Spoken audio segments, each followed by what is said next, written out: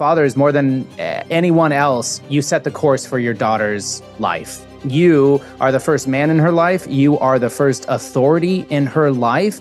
Our daughters need you to love like men. They need you to live like men, and they need you to protect them from the toxic world like men.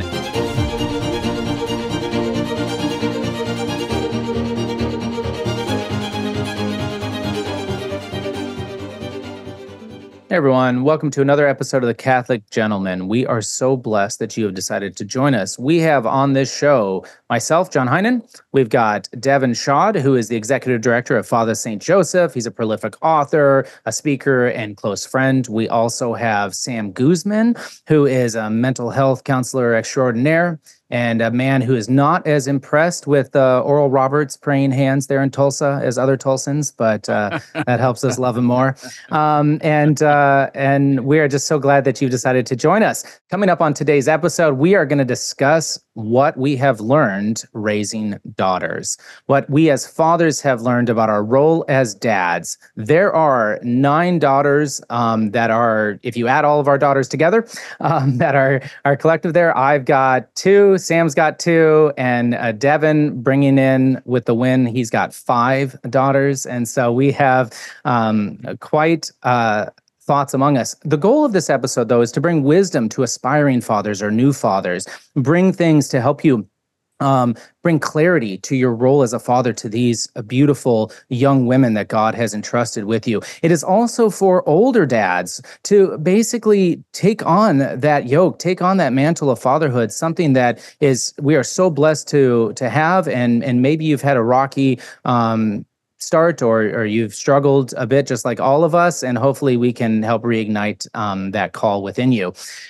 Finally, if you like what we discuss, head over to Catholic Gentleman Plus. This is a great way to support the Catholic Gentleman, but it also gives you an extended version where every single week we go into a longer conversation on the theme or topic of that week. So this week we're going to be going into more elements on being a father to your daughters.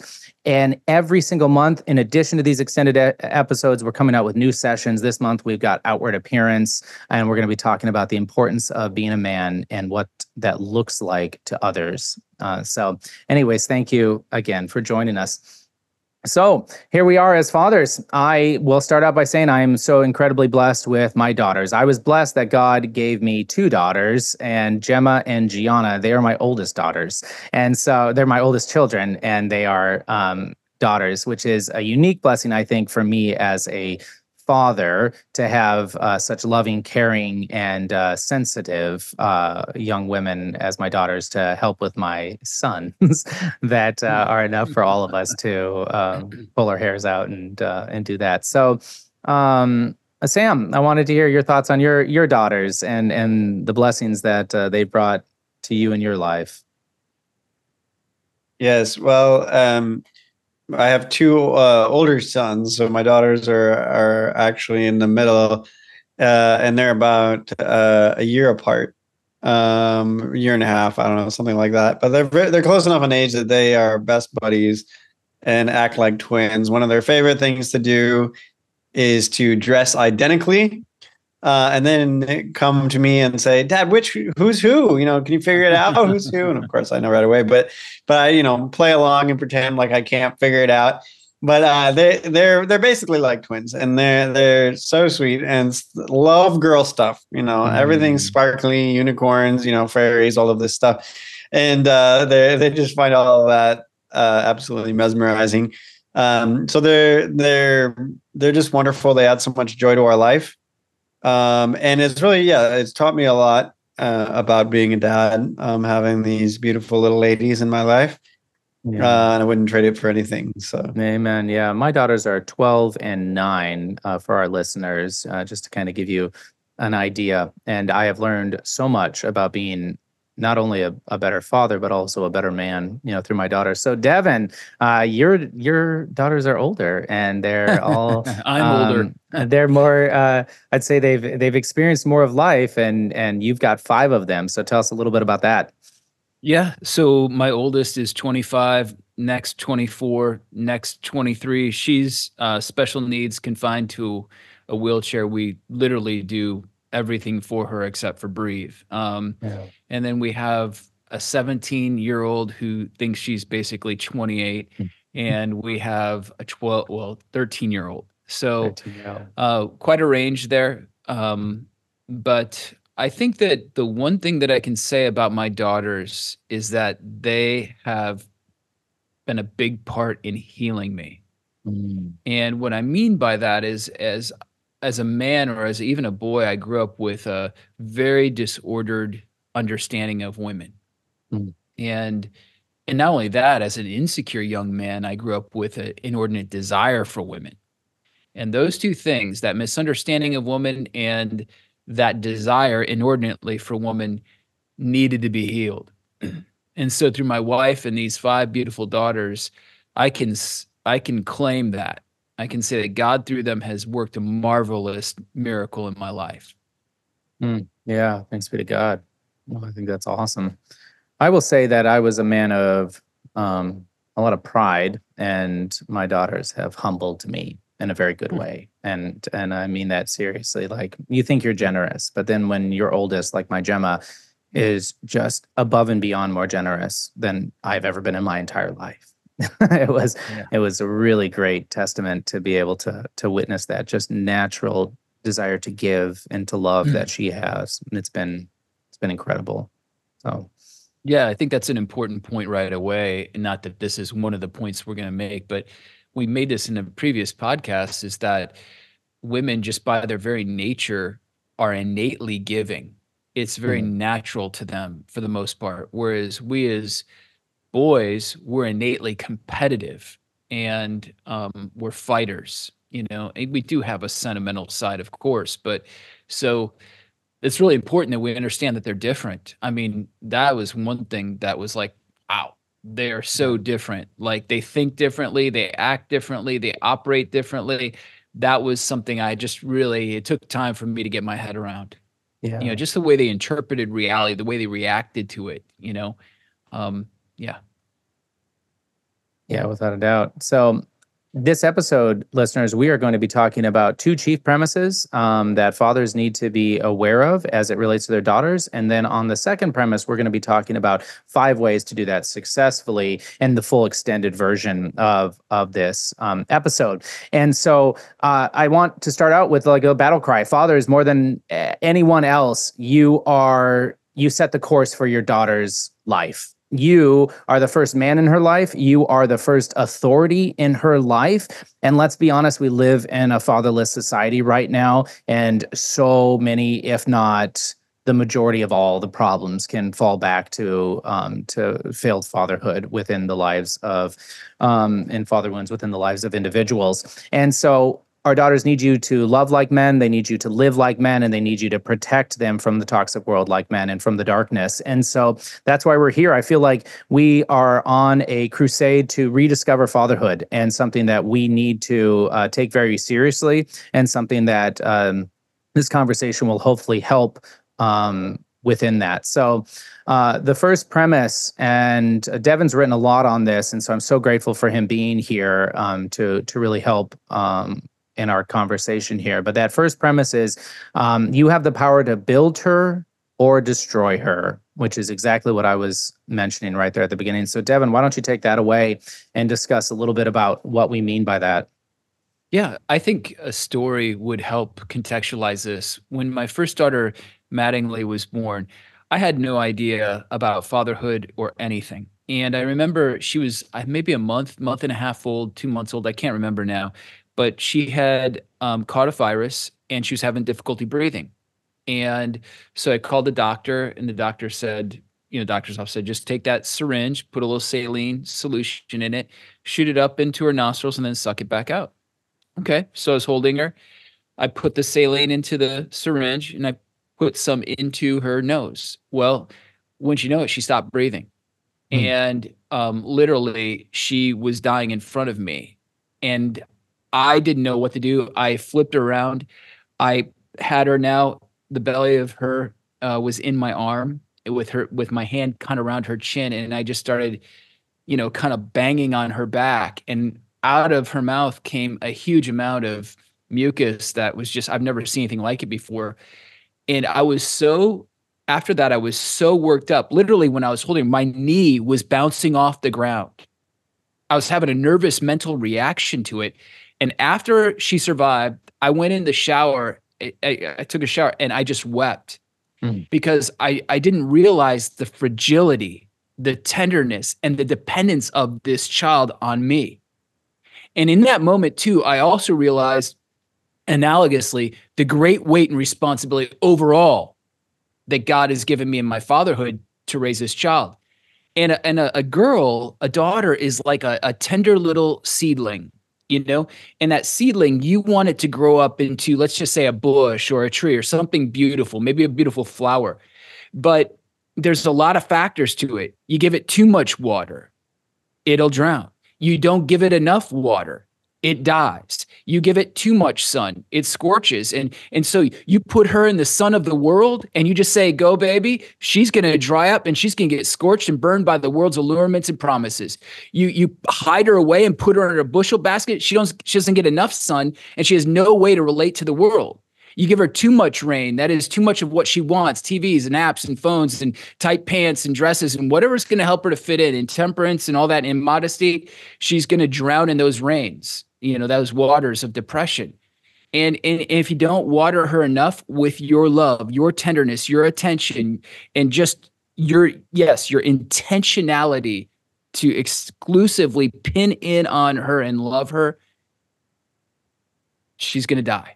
So we really, as fathers, and statistics prove this hands down, I'm not going to recite them, but I can just tell you this, there's books galore on this, that a father's love, there is nothing that measures to it that is like it in a daughter's life. And it really it is a huge factor in determining the trajectory of their faith, of their virtue, of their morality, teenage pregnancies, you name it, addictions, you name it. So she's delicate and she needs our love, but she also needs to be built up in strength.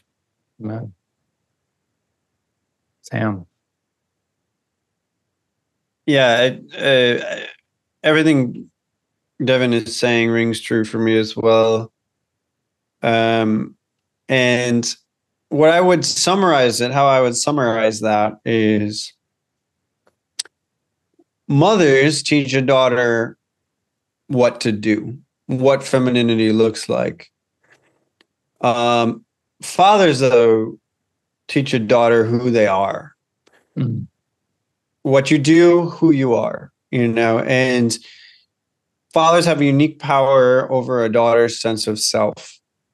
Likewise, mothers with sons, but behavioral experts, people, not just experts, but humans who have observed human behavior have noticed this, where boys want to be like their father, but they love their mother, and it's like girls want to be like their mother, but they love their father. There's a unique desire for that love and that affection. And it's like, tell me who I am. Tell me, am I worthy? Am I worthy of love and affection? And if you give that to your daughter in a healthy way,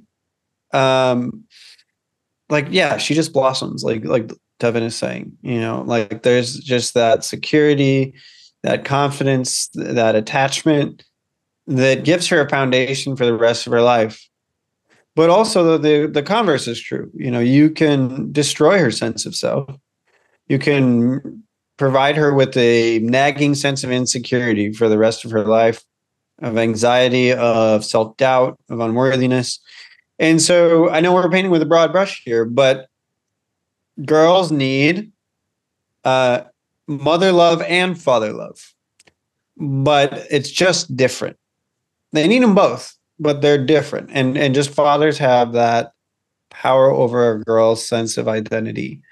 And so take that job seriously. I remember holding my first daughter for the first time. And yeah, again, just a very similar sense of, wow, this little girl is so dependent on me and so eager for my attention and affection. And that became apparent right away. She was totally a daddy's girl almost immediately. And, we developed a very special bond right away. and still to this day, like she's a huge daddy's girl, and that brings me so much joy as a dad, but also that sense of responsibility. So yeah, just know that like you every day your daughter's going to be asking, who am I, Dad? Am I worthy of love? Am I worthy of care?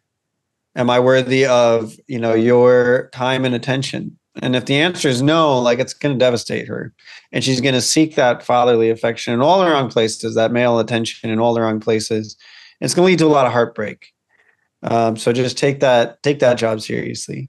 Yeah, no, I very much agree. I would say that we have the ability to set the pace of our daughter's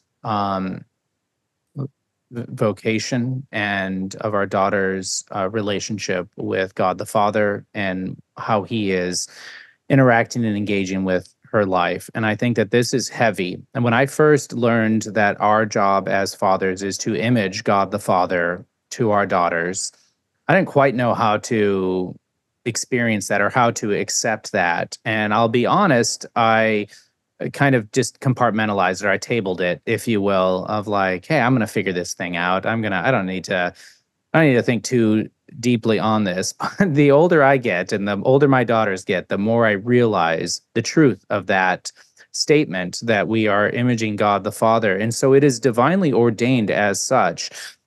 And to help bring our daughters to the fullness of who God is calling them to be. And I would like briefly, because I think it's important at this point, Devin, to talk just briefly, kind of anthropologically, from Scripture about this. And what I'm thinking of specifically is that last Scripture in Malachi, right? That of what God is calling us to at the end of the Old Testament. And I know in many Bibles, it is the actual last verse of the Old Testament there in Malachi. I have it in front of me, but if you would like to, I don't know if you prepared anything. I don't want to. No, I didn't take it prepare away. anything. Great. I'm Yeah. happy to go for it. So in this, throughout the Old Testament, God is working on us fathers. He's working on us men. He's helping us understand what it means to be a man, what it understands to mean to be a son of the Father, and then to be a man, and then to uphold that mantle of fatherhood ourselves. And at the very end of the Old Testament, he says, "Behold, I will send you Elijah the prophet before the great and terrible day of the Lord comes. And he will turn the hearts of fathers to their children, and the hearts of children to their fathers, lest I come and smite the land with a curse." That's big statements. Those are big statements. But that's what, and then Christ comes, right? And then we have the fullness of truth, and we have the ability to understand love and to understand charity and to understand all the grace that is necessary to be fathers that's at our disposal. And so I'd love to just hear from you, Devin, a little bit about this divinely ordained role and part of our creative, creation here as fathers to our daughters and its relationship to how they will experience God the Father. Yeah, this is powerful. Boy, I could talk about this for hours, and I would love to, but I won't bore everybody. But I think there's something in that passage that's very, very powerful, is that God is saying, this is my game plan. I am speaking. This is my voice through the prophet. Malachi is not speaking. God is speaking through the prophet Malachi. And God is saying, in the end, before that great and terrible day, whether it's nuclear holocaust or whether it's a second coming or whatever, I am going to turn the hearts of fathers toward their children and the hearts of children toward their fathers. So that danger, implosion, the world's demise can be avoided. Now, what's going on here? When a father turns his gaze of affection and love and attention and affirmation and delight upon his child, his daughter, especially if he says, "You're wanted. I desire you as my daughter. I love you. I claim you as my own, and I want to spend time with you," et cetera, et cetera. And he turns that gaze of love and affection toward her. He becomes an icon of God the Father. He becomes the voice of the Father that she can't hear. He becomes the face of the Father that she cannot see. He becomes the touch of the Father that she cannot feel. And hence, she not only turns, and this is the key to everything. It boils down to trust. What we as fathers are doing is we're cultivating trust in the relationship and winning trust in our daughter's hearts. We're planting it there, we're cultivating it, and we're trying to get it just to stand up tall. And so we're cultivating this trust by giving them that gaze of love, that voice of love, that voice of the Father, the touch of the Father, the gaze of the Father, so that they not only turn to us, but they will turn to the one whom we represent. And this is precisely why I think we have a famine of fatherhood right now, is because men may be ignorant or are failing in their ignorance to do this. Now, there's something else I want to add to this. That gaze that we see in Malachi, and by the way, just another side note, the New Testament, the first time God speaks in the New Testament is through the angel Gabriel to Zechariah with almost the exact same words. Turn the hearts of fathers toward their children, the hearts of children, well, the doubting, the incredulous to the just. Okay? It's almost exact. So this is God's game plan. Fathers are central in God's game plan because God knows that this is the epicenter of everything. The father is the epicenter of the family. He's the epicenter of the marriage. He's the epicenter of the church. He's the epicenter of the culture in the world. And our world is so dead to this message. It drives me crazy. But we have this. God has given this to us. Now there's something else. This is very powerful. If you go back to Genesis, the first time Eve, even she exists, Adam is looking at her and he is just enamored. And he expresses it in very Hebraic language, bone of my bones and flesh of my flesh. But he is saying, wow, you are amazing. You are everything I've ever wanted. And he's taking delight in her. This is the first thing that woman sees. What does this mean? He is an image of the divine bridegroom, and he is rejoicing in his bride. And this is what every woman longs for, and our daughters long for it because they want to be the princess. I reflect on, St. Louis Martin, right? St. Teresa's dad. And I wonder just exactly what the type of father he was, because he had 5 daughters as well. And they had 9 children, but 4 died in infancy. But he had 5 daughters, and one of his daughters, right, 24, I think she died at the age of 24, and she's a doctor of the church. There was something that this man got right. And so let's all turn to Louis Martin and our failings to help him, to seek his intercession to help us. And I know this can be really heavy, fathers, because I know we all make mistakes, and I don't want it to sound at all, while we're talking about the truth, that we men here discussing realize that we have lived up to this by any stretch.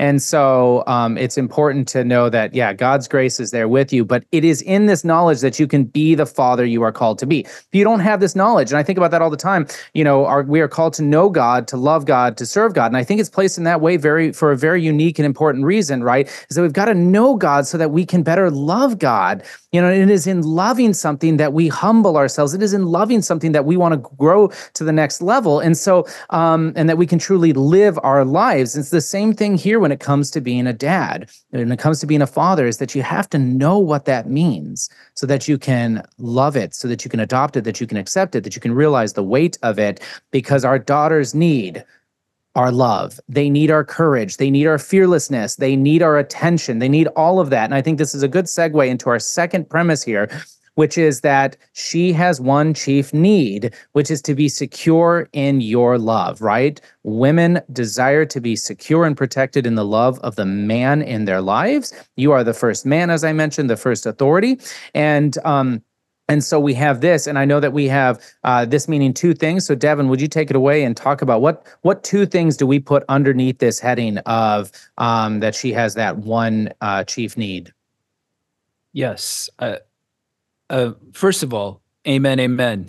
Yes, everything is excellent that you just said, and Sam, you as well. And I think, and I would like to just make this little caveat before I mention these 2 things, is that it was my desperate longing, talk about not knowing how to love, not knowing how to raise daughters, etc. It was my desperate longing to love them, that they may be secure in love, that drove me to learn how to be secure in love with God. Mm. It was looking at them and seeing my relation with them, saying, man, I've got to get this right. And in order to get this right, I've got to go back to the source to get that right in me. And that's where things really began to ramp up. I think that having children is one of the best things for men, especially in your relationship with God, to discover, as Sam, you were talking about, divine sonship. But to be secure in love, I think there's two things here. You and I, we need to be the man that you want her to marry. Okay. Very important. Do you want her to marry an idiot? Do you want her to marry a lustful dude? Do you want to marry a guy who's addicted to pornography, a guy who's jobless or doesn't work hard, a guy who's just whatever, lazy? No, you want her to marry a great man, a man who will protect her, who will provide for her, who will lay down his life for her. And guess what? That man is you. So you need to be the man you want her to marry. And the second thing is, and is very important, be the father you want her to believe that God is. Be the father you want her to believe that God is.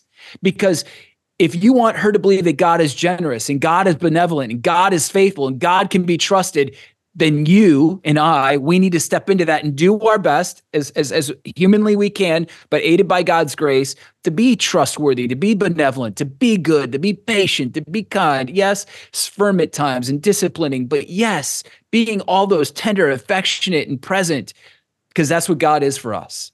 So this is, as I said earlier, this is all about cultivating trust between you and your daughter, me and my daughter, because they have this one overarching need. And this is a key. If you make her, in a sense, secure in love by God's grace, you have her affection forever. But not only that, there's a great possibility that she will be faithful to God forever. Yeah, no, so true. And the two work together. I want that to be known, is that the two are working together. If you get one right, you're going to get the other one right. You know, that we are striving in one direction, and in that direction, those things can be filled. But it helps us with our limited brains and our one-tracked minds to break them up, right? You got to be the man that she wants to marry, and that you have to be the father that you want her to believe God is. I think those are so great, Sam. Yeah, this idea of security is so important, and I think there's two aspects of security that I want to highlight. One is you and yourself communicate the idea that love is constant. And admittedly, you can only control this so much, because sometimes there can be inaccurate perceptions. But sometimes, like, you discipline your daughter, or maybe you're too harsh, or maybe sometimes you're too indulgent. You give in too much, or whatever. Like, there's imperfections there, right? But at the end of the day, does she know that she's loved? And does she never question that? That's what will provide this security. It's not perfection that provides security, but it's that fundamental deep down knowledge. She feels loved by you. She knows that you care for her. And there's another dimension to this that I think is really important. She's going to be watching how you treat her mother. You can be the most indulgent, doting dad in the world, but if you're tearing down her mother constantly, if you're belittling her mother, ignoring her, being angry with her all the time, it's going to create a tremendous amount of insecurity in her. Like, well, if I do the wrong thing, or if I don't measure up, or if I don't, please dad in the right way, like, he's going to be angry with me. He's going to reject me. He's not going to love me. And I don't want that. So that consistency, like that consistency in communication I think is really important, but also how you treat her mother. There's one other thing I want to mention too, that I think is a really important dimension of security, and this idea of being the man that you want her to marry.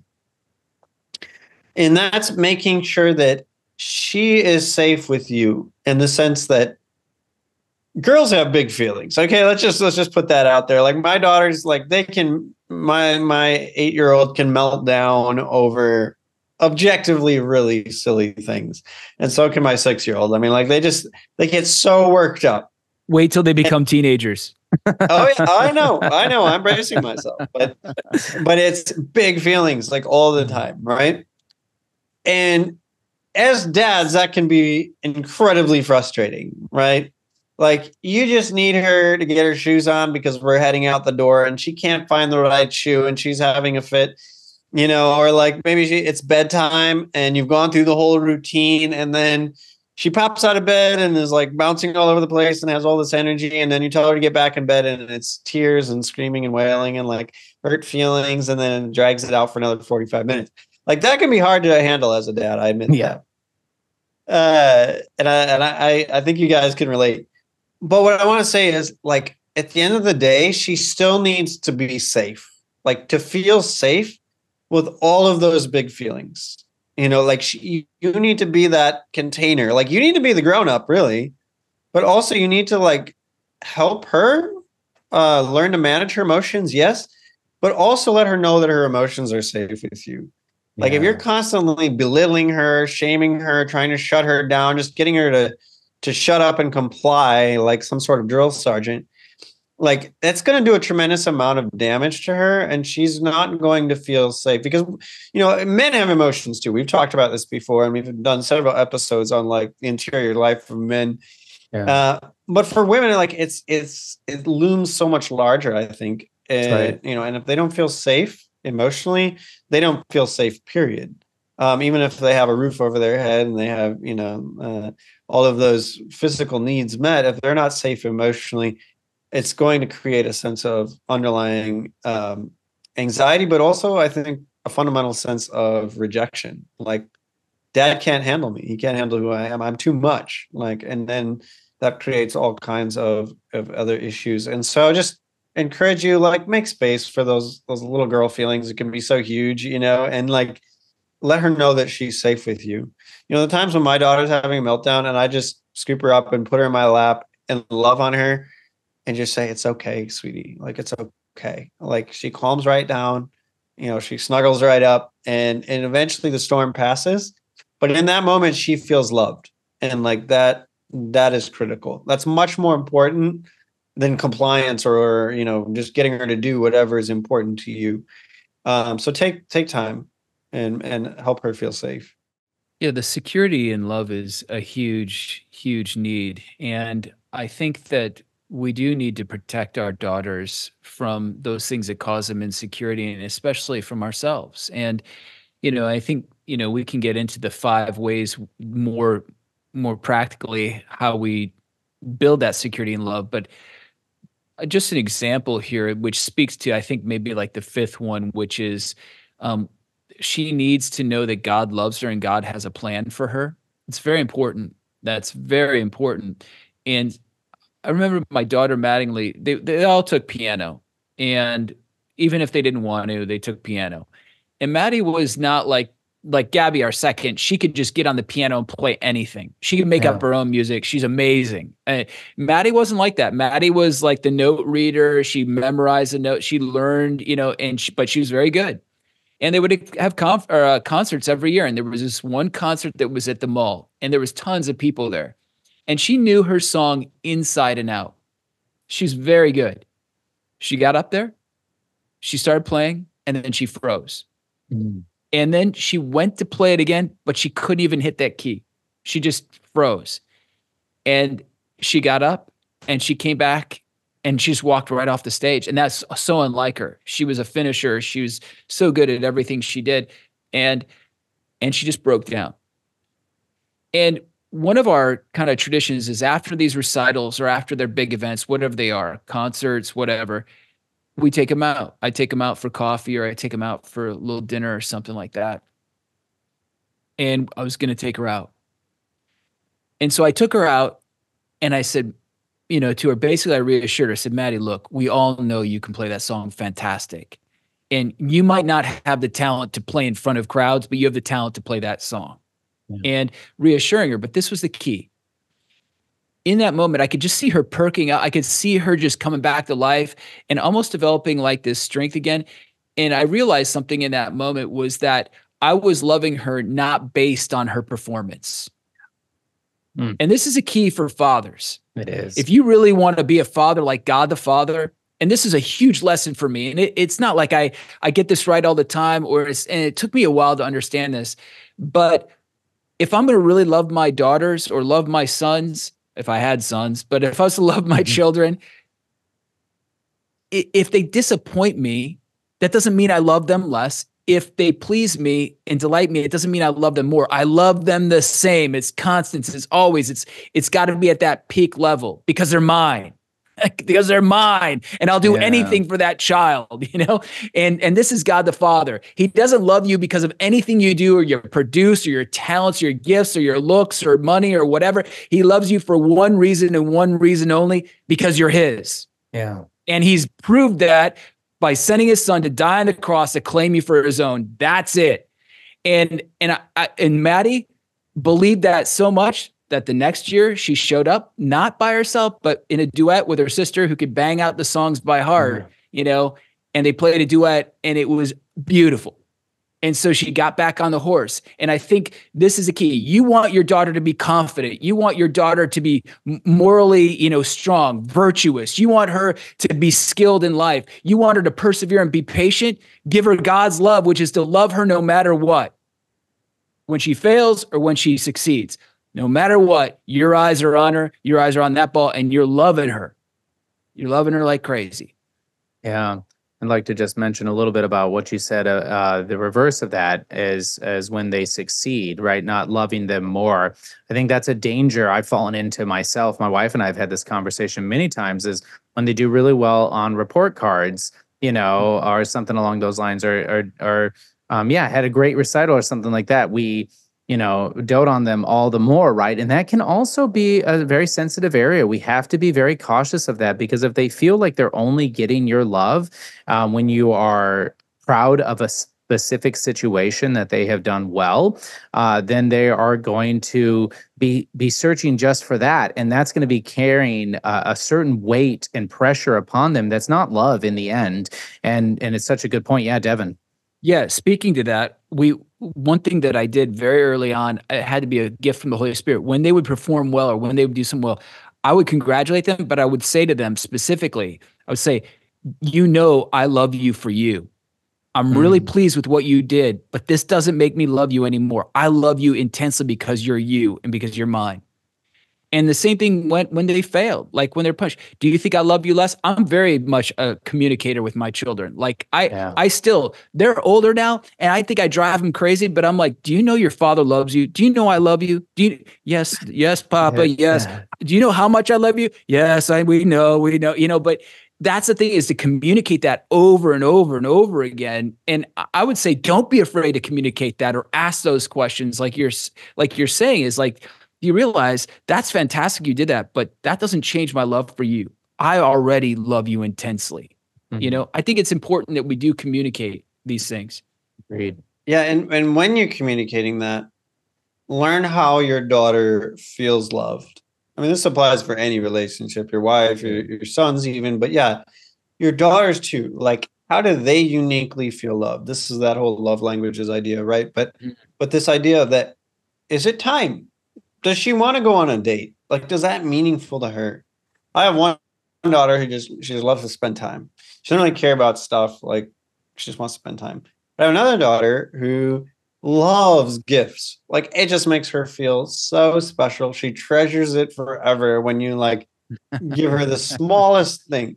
One time I gave her it was like a little cardboard jewelry box that I had gotten her mom something, and like I gave her the box, and she just like treasured that box so much. It was like so unbelievable to me, but yet she did. And like, so is it time? Is it gifts? Like, is it that communication? Like just those words of affirmation, like you're beautiful. Like, what does she need? And if you don't know yet, learn what makes her come alive, like what warms her heart, and then shower her with that, in the right moments, in those moments but perhaps like even consistent moments, not just randomly, although that can be really meaningful too, but also like set aside some time to just connect with your daughter. One of my daughters just love art. And they love, coloring and painting and drawing and making things, and like, just playing with them, doing things like that with them. Like they just love it. They absolutely love it. And sometimes it's inconvenient for me. And, there's times when I fail and I'm like more concerned about what's important to me than spending time with them. And then there's those times when I do say yes to that. Mhm. And I'm striving as a father to say yes more. And unless I have a really big reason, like just say yes, because it means so much to them. It just lights up their little world, and just give them that time and attention, and you will reap, the rewards a thousandfold. Not that you're doing it for reward, but like that sense of connection will be so strong for her and for you.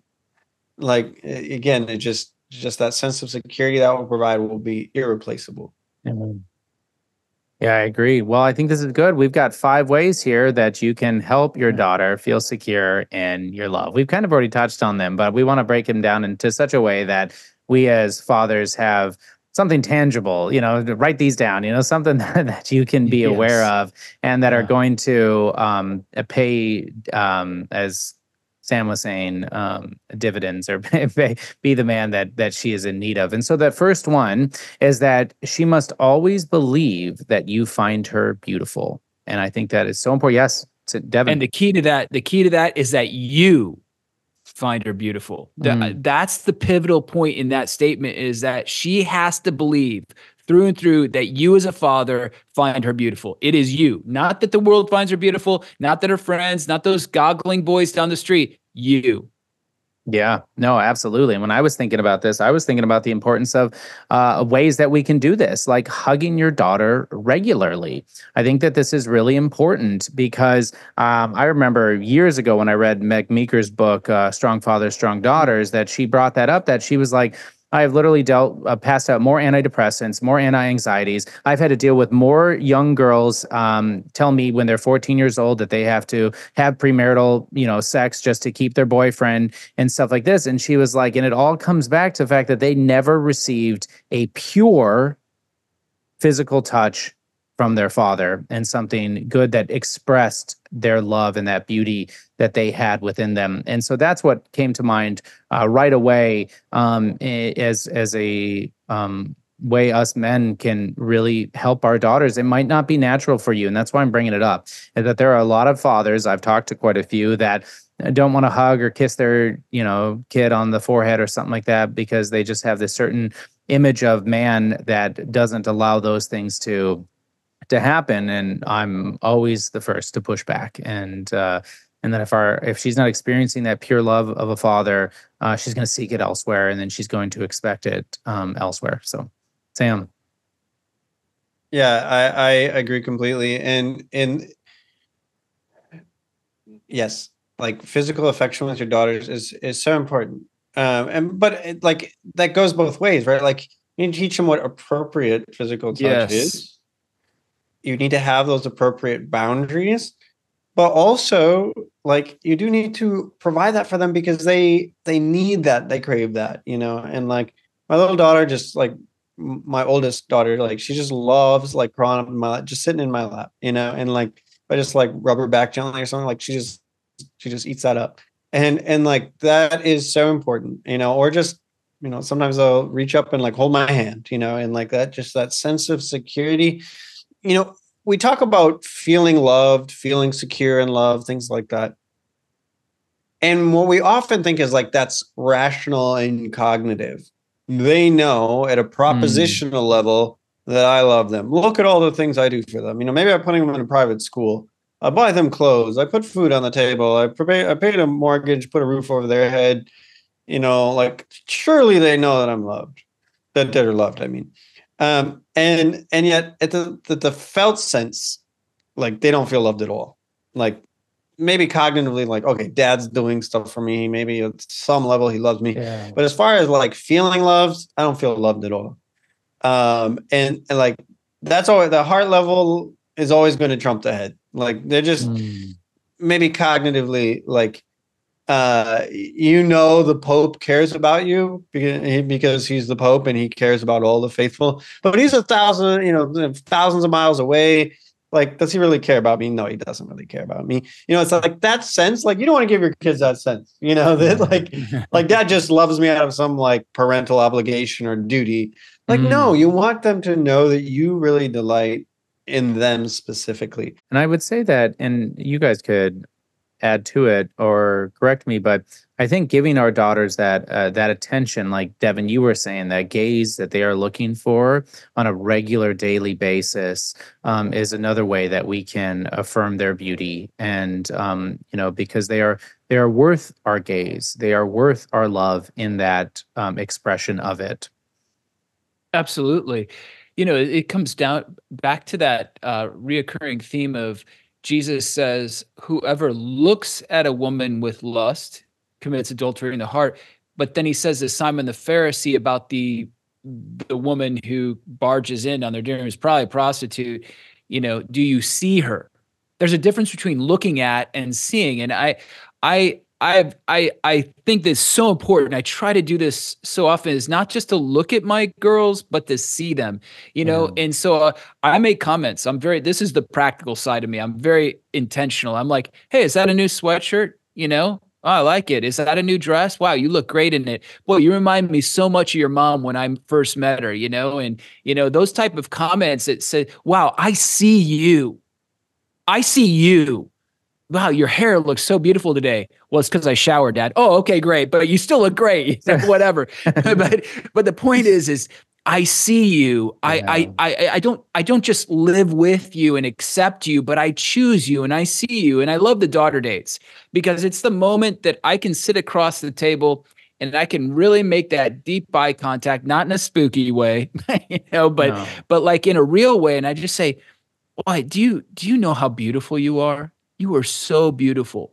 I just want to reassure my daughters. And I've got my fourth daughter, Zelly. She's kind of tough. She's into Kung Fu and everything. And I'm like, do you know how beautiful you are? And I loved it. The other day she said, yes, I know I'm beautiful. It's like, you are the right kind of confident. Yeah. You know your worth. You know your value. I'm like, oh God, thank you so much. Because when a woman knows that she's beautiful, she's not going to go begging from these idiot boys who are lustful saying, am I beautiful? Here, touch me, show me, look at me. And the first, lustful boy that comes along that pays her any kind of attention, she's like, oh my gosh, you're watering my soil. Thank you very much. Mm-hmm. Now I'm coming back to life. No, you've been watering her soil with the truth. And she's like, I'm not going to give that guy anything. He's a dud. I'm waiting for the real guy who's an image of Jesus Christ. By the way, that brings me to a point. Pray for your daughters. Pray that they will marry a man who images Jesus Christ. Pray that they will marry a man who images Jesus' sacrifice. Pray that they will marry a man who has Jesus' otherness in mind. And I guarantee you pray for that, God's going to do his darndest to make sure that she gets that guy. Yeah. And so far we're 2 out of 2. I couldn't be happier with the son-in-laws I have. Well, sometimes the first one tries me. No, I'm just kidding. But no, he's great. He's excellent. He's just better. He's better at everything than me. So that's why he drives me crazy. But no, we just need to assure them so much of their beauty, because in this culture, in this world, they do not think they're beautiful. Everything's telling them that. This is how the devil works.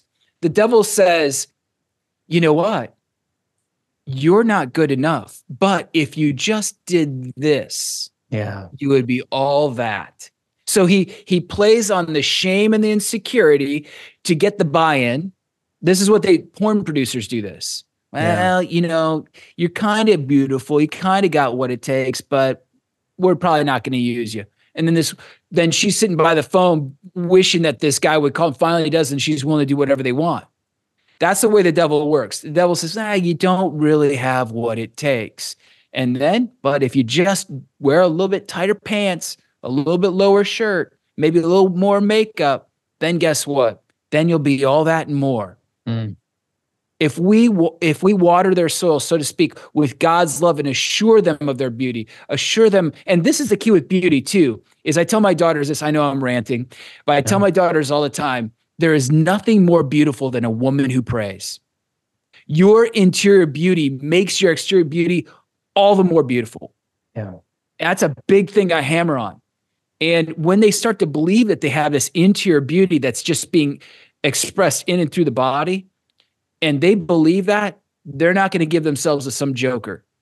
Well, and I think this comes back honestly to what I think both said about the fact that in loving her beauty and doing it in a pure act of affection, that you build her confidence within her. And that confidence will last till eternity. That confidence within her as the child that God has created her to be is exactly what we are giving when we give our attention, when we give our expressions to our daughter and her beauty. And so I want to move forward. I want to go on to the second one here. And the second one is that she must believe that you desire to be with her and spend time with her. And men, this is often a pitfall for us, right? We can be workaholics. I know this was a huge thing for me when I was working like 4 jobs. And I would be with my children, but I would be thinking about when I could get them to bed so that I could go and do this next task, this next whatever it was, playing the trumpet or whatever the case might be. And your daughters realize that. And so you've got to remove these things from your lives, because here's the thing. And we can think of the daddy-daughter dates, which are awesome. And I will tell you, every single time I'm able to give Gemma or Gianna a few hours of my time, undivided, complete attention, I have filled them. And for the next 5 to 10 days, they're going to say 10 minutes. I know it's amazing. You can tell they're just a better girl. They're more confident. They're more understanding of their father's love for them. But I'm thinking about even the day to day, right? If you're not a man that can shut off, right? And when you go on daddy-daughter dates, do not put that phone on your table. Sam and I have talked about that. Leave that in your car. The point being is that they deserve your undivided attention. And if those buzzes in your pockets, if any of those things are going to draw you from that, man, that heaps negativity upon our daughters. And we have to be aware that all the social studies out there have proven that if you are having conversations with your wife or anybody and you have that phone on the table right there, you are telling them indirectly that something might grab your attention that is more important to what you're involved in right now. And so that's really important. That's just an aside that occurred to me. But when I'm thinking about this time that you love her, that you want to be with her, she has to know that. She has to know that you desire that. It takes these heroic efforts, frankly, on a daily basis to die to ourselves and to live for love and to live for our daughters in love. So those are my 2 cents on thought number 2. It's great. It's fantastic. I wish I knew that when I was getting married. That's a powerful statement. And I think back again, she must believe that you yourself want, desire, long to spend time with her. And that really means that you want to cultivate a relationship with her, which means that you need to plan that out. I need to plan that out. I have to be intentional about this. I think that unfortunately, fatherhood, parenting, we just kind of go through it very just haphazardly. It just is going to happen. It's just going to unfold. No, we have to be intentional about carving up that time, because let's face it, our time is just swept up with whatever's in front of us. And work is more than enough by itself. But then you get home, you got multiple kids, you got craziness of life. It's going to be swept away. We have to put it on the calendar, our personal calendar. For us, Friday is daughter date day. Every Friday, come hell or high water. And so it's very intentional, and here's what's at stake. I don't care how Christian you are. I don't care how big of a Catholic guy you are and how many rosaries you pray every night with your family and all that. All that is good. I'm not taking away from the goodness of that, but I've heard too many stories and I've seen too many examples. For example, a Protestant pastor who, praying every night, reading the Bible with his daughters, and he was the pastor and all that, but he didn't choose her. He didn't spend time with her. He didn't intentionally plan out time to be with her. And so her first year in college, what happened? The first guy came along, pregnancy. And that's what's at stake here, is that if we don't actually put it on the calendar, we don't make it a part of our routine and part of our spiritual plan, we're going to lose this game. Yeah. It's very important to win the game by being intentional and setting along that, because what we're saying to ourselves and to them is, you are more important than anything else I got going on. And they should be, because guess what? Your wife is first and your children are second. So they should be more important than anything else you got going on, you know? That's right. Moving on to the third point here, again, to help your daughter feel secure in your love, and that's that she must believe that you will die for her. You're going to sacrifice. We talked about, I just mentioned earlier, you sacrifice your own selfish desires and wills, but you're willing to do that for her. And that you're willing to protect her from the toxic world, protect her from the darkness, protect her from boys. And as Devin stated, the boy within you, or the selfish man within you. And these are so important things. So my practical advice for you is get a shotgun and learn how to polish it. And so that could help. That could be, an issue. But I do think that there's a lot that we could go into. So Sam, what are your thoughts on this point here? Yes, and I do think there is a sense in which we do need to take very seriously that protective role. We are the guardians. We are, the doorkeepers, so to speak, to who comes into our daughter's life. And I think a lot of dads are scared of doing this. They don't want to be unpopular. They don't want to be a curmudgeon. They don't want to, ruffle any feathers or anything like that. And yet, just look around at our culture and what happens to girls whose fathers don't watch out for them, who don't take care of them. They get eaten alive by this culture, and by, the lustful, immature men out there who just want to use your daughter. They don't care about her. They don't care about her heart. They just want her body. And like, if you're a dad and you don't care about that, there's like something deeply wrong with you. Mm-hmm. Amen. And I would rather perhaps err on the side of being a little bit overprotective than being underprotective and just letting anyone come into my daughter's life. I know my daughter's very young now, but I still worry about it from time to time. It's a concern. Like, my daughters are beautiful. And I think to myself, like, there are so many unworthy men out there. Like, they better watch out. They're coming through me first. And again, the world might say, oh, that's a stupid attitude. Like, just let them live and learn and all of these things. And no, take it seriously. Like, for crying out loud, like, if anything matters, it's like your daughter's heart. Like, guard it.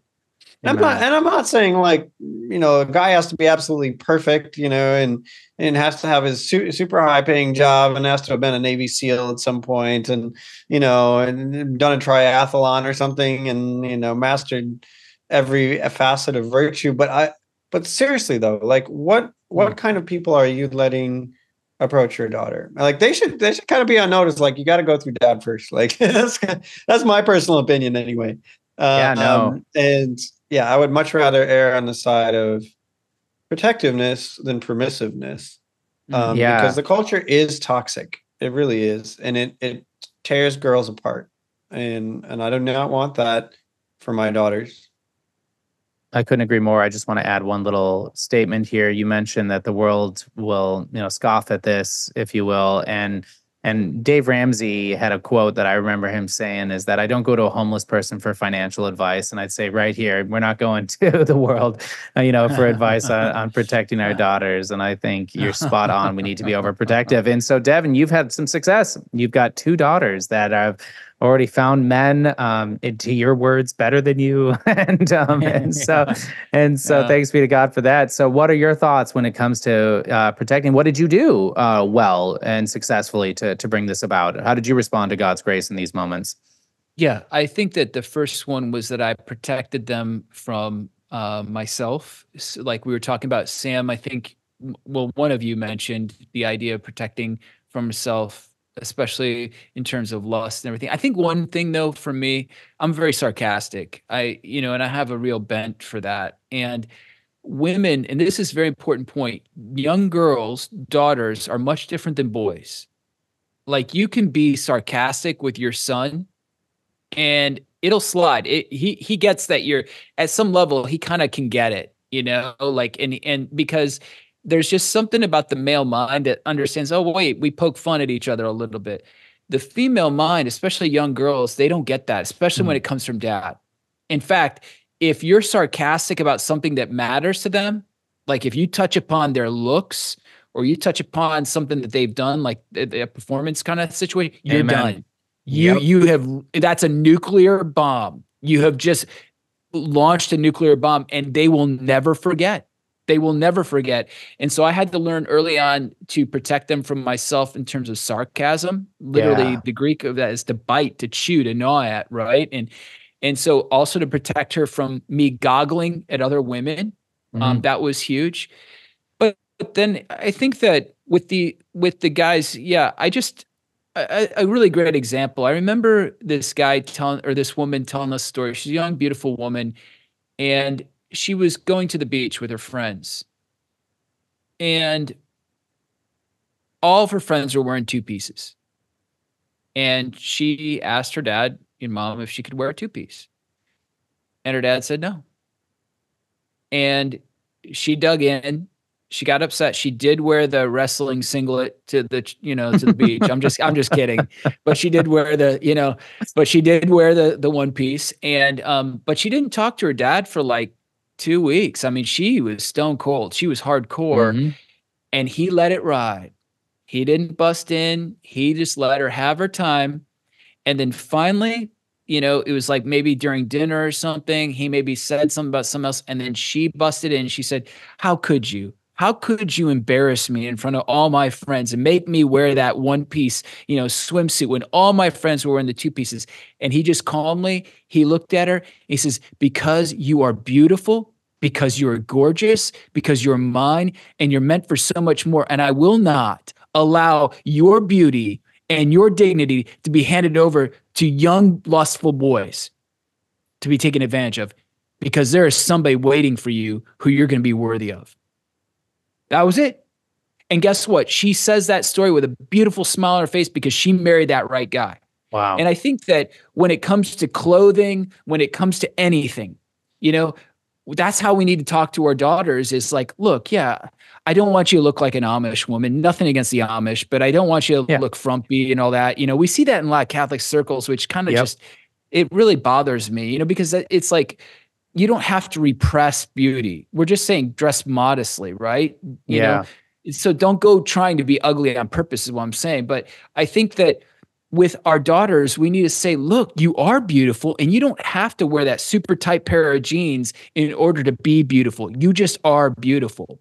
Now, I will say this, with the first two, easy. They were just so compliant on all this, and we were constantly reassuring them of their beauty.